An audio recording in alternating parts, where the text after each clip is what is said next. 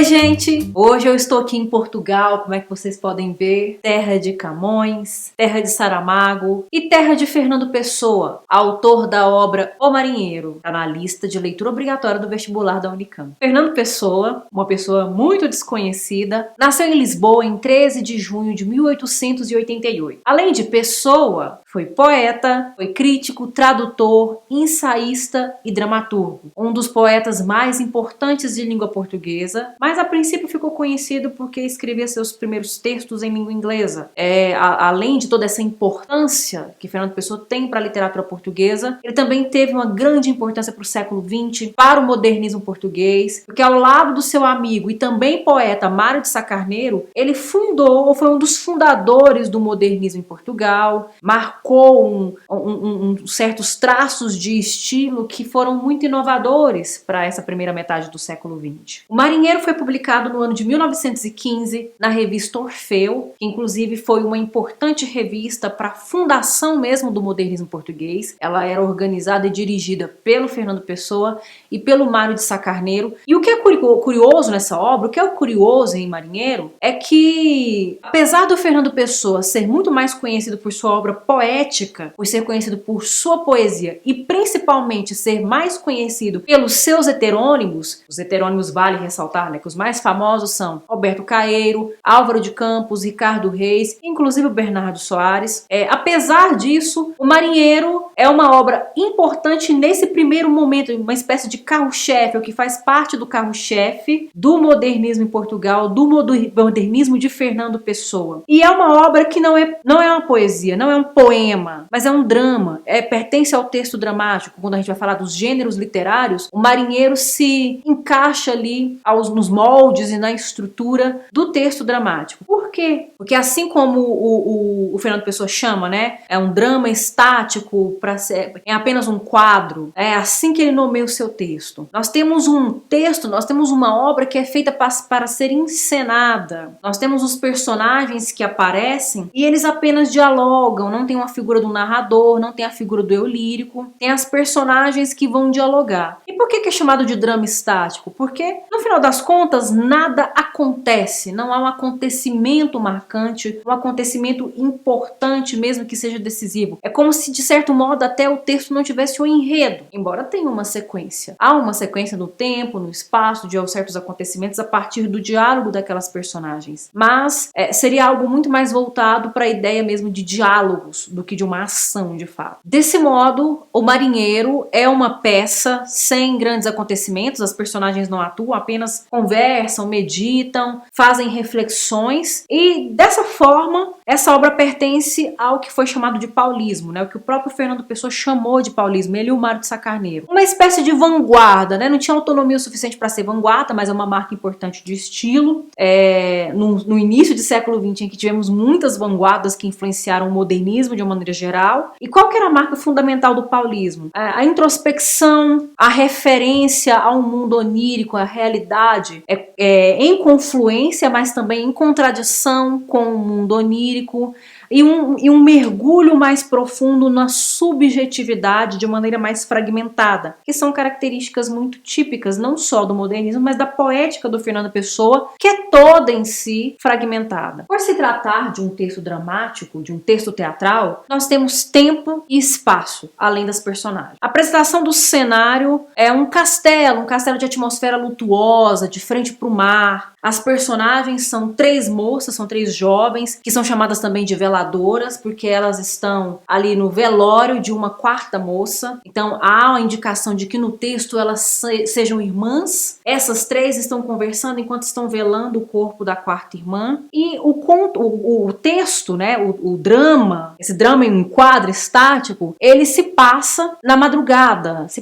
desenvolve, se desenrola durante a noite. E enquanto a noite passa, elas conversam sobre diversos assuntos. Um dos assuntos mais importantes importantes é sobre a retomada, a recuperação do passado. E ao analisar o passado, surgem alguns questionamentos, algumas dúvidas, algumas incertezas se elas realmente foram felizes nesse passado que elas recuperam. Enquanto essas três irmãs conversam sobre diversos assuntos, há uma espécie bem sugestivamente, bem sugerida, bem sutil, há uma espécie de receio por parte delas de que a quarta irmã, que está sendo velada, que está dentro de uma essa, que é um caixão, não esteja morta ou que ela se levante. E elas ficam a olhar pela janela, parece que estão esperando alguém vir pelo mar. Até que a segunda irmã propõe fazer a história, contar a história do marinheiro, que dá título ao livro. Então nós temos aí a explicação do marinheiro a partir dessa história dentro da história. Nós temos uma história que é contada por uma personagem dentro de um texto dramático. E ela vai falar do marinheiro que viajou, que singrou mares e naufragou. Ao naufragar, é o único sobrevivente, vai parar numa ilha solitário e para passar o tempo, para passar o tédio, para preencher o vazio daquela solidão e do tempo que não passa, ele começa a inventar sensações, inventar memórias, ele começa a refletir sobre coisas que ele viveu, mas ele também reflete sobre coisas que ele inventa que viveu, e uma das reflexões mais importantes é sobre o seu país natal. Só que o país natal sobre o qual ele reflete também é inventado. No final das contas, a gente não tem muito acesso ao desfecho da narrativa do marinheiro dentro da voz dessa personagem, dessa segunda irmã. E isso é um ponto também importante dentro dessa obra, porque a não linearidade, a fragmentação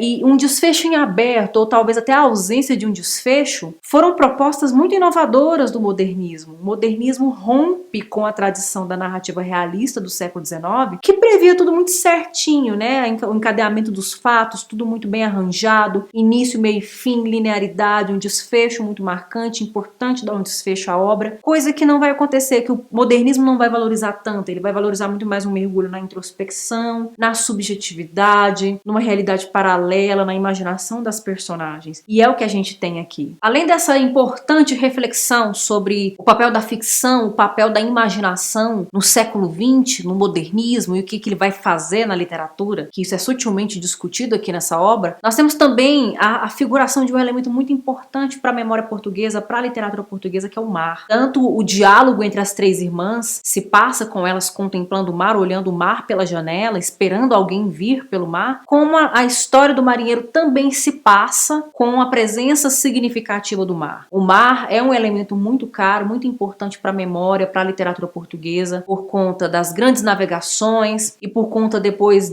dessas perdas que foram acontecendo, desses prejuízos que foram acontecendo. E não só o Camões aborda isso em Os Lusíadas, como também os três escritores que eu cito no início desse vídeo, mas o Saramago também vai mencionar isso, sobretudo no Ano da Morte de Ricardo Reis, que é uma obra que faz referência a um heterônimo de Fernando Pessoa, e o próprio Fernando Pessoa faz muita referência ao mar na sua obra Mensagem, que estabelece um importante diálogo com a epopeia camoniana. Essa atmosfera noturna que é construída dentro dessa obra aponta também para um certo aspecto mais, digamos, não sobrenatural, mas parece poder desaguar em certas situações e sensações difíceis de explicar pela lógica da realidade em que vivemos, da ordem em que vivemos. O que remete muito bem a um aspecto também importante na formação, na cultura e na literatura do Fernando Pessoa, que é a questão da espiritualidade, e essa espiritualidade foi explorada de diversas formas, tanto no sentido de fato ligado ao sobrenatural, a uma sobrenaturalidade, mas também a construção de certas entidades que são sugeridas de forma bem sombreada dentro do texto e na formação dos heterônimos do Fernando Pessoa, né? Esses outros poetas, né, com muita autonomia em relação ao seu próprio criador, são mais que personagens, né? São entidades, são figuras que representam mesmo a despersonalização. Então, de certo modo, embora no Marinheiro a gente não tenha claramente a despersonalização tal como ela acontece de uma maneira muito enfática, muito concreta dentro da poesia do Fernando Pessoa, ela é sugerida sutilmente, assim como outras coisas, outros elementos